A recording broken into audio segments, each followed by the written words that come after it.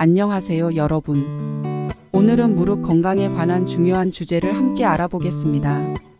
무릎은 우리 일상생활에서 핵심적인 역할을 하며 건강한 무릎은 움직임과 생활의 질을 높여줍니다.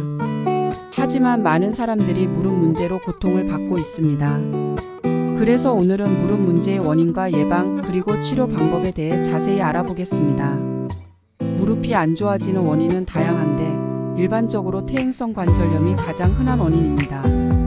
퇴행성 관절염은 나이가 들면서 관절 손상, 연조직의 변화, 염증 등으로 인해 발생합니다.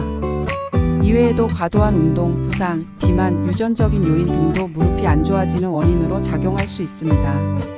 그럼 무릎이 안 좋을 때는 증상을 완화할 수 있는 방법에는 무엇이 있을까요? 1. 냉찜질.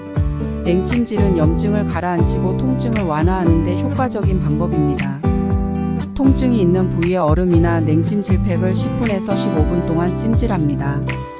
2. 열찜질. 열찜질은 혈액순환을 개선하고 통증을 완화하는 데 효과적인 방법입니다. 통증이 있는 부위에 온찜질팩이나 핫팩을 10분에서 15분 동안 찜질합니다. 3. 약물치료. 소염 진통제, 비스테로이드성 항염 증제 등을 복용하여 통증과 염증을 완화할 수 있습니다. 소염 진통제는 비스테로이드성 항염 증제보다 효과가 빠르지만 위장장애 등의 부작용이 나타날 수 있습니다. 4. 물리치료. 물리치료는 근육과 인대를 강화하고 관절 가동 범위를 늘리는 데 도움이 됩니다. 물리치료에는 온열치료, 냉치료, 전기치료, 초음파 치료 등이 있습니다. 운동. 무릎에 무리가 가지 않는 범위 내에서 적절한 운동을 하는 것이 중요합니다.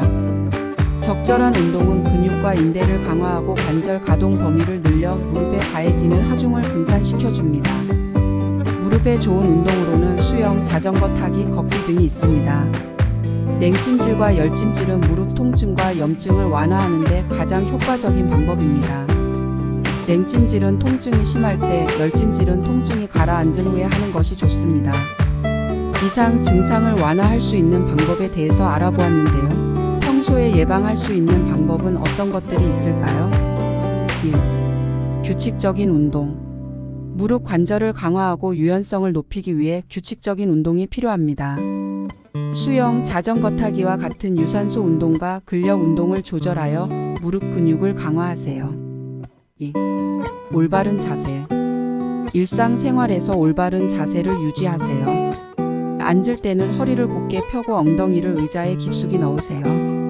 무릎은 90도 각도를 유지하고 발은 바닥에 평평하게 댑니다. 서 있을 때는 허리를 곧게 펴고 어깨를 펴세요. 무릎은 자연스럽게 구부러져 있고 발은 어깨 너비로 벌립니다. 걷거나 뛸 때는 발을 앞으로 내디딜 때 무릎을 과도하게 구부리지 마세요.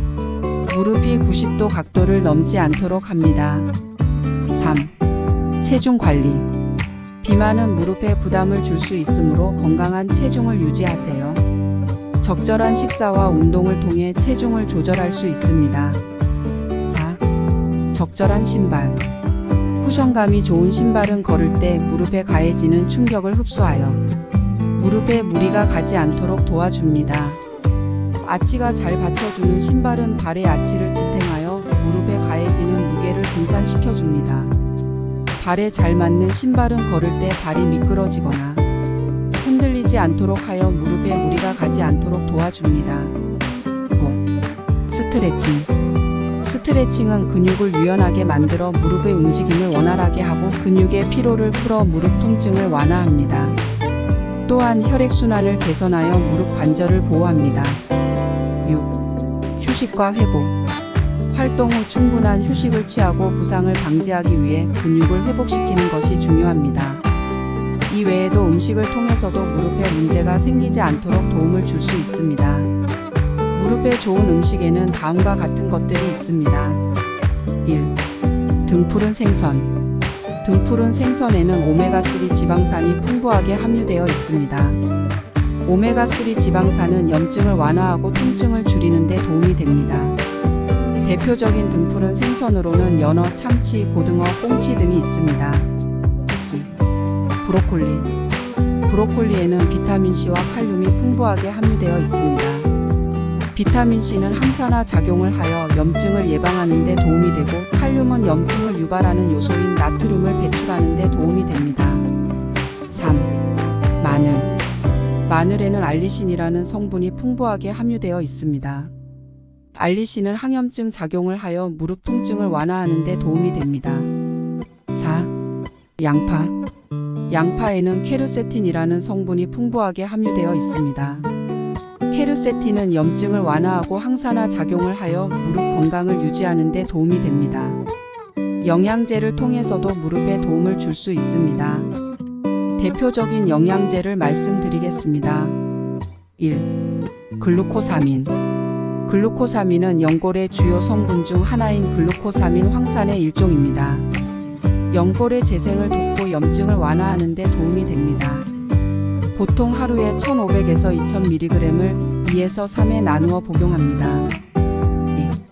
2. 콘드로이친. 콘드로이친은 연골의 탄력을 유지하는 데 중요한 역할을 하는 물질입니다.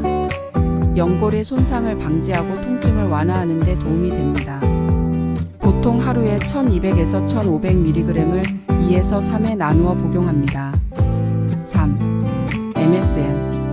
MSM은 유황의 일종으로 연골의 구조를 유지하는 데 도움이 됩니다.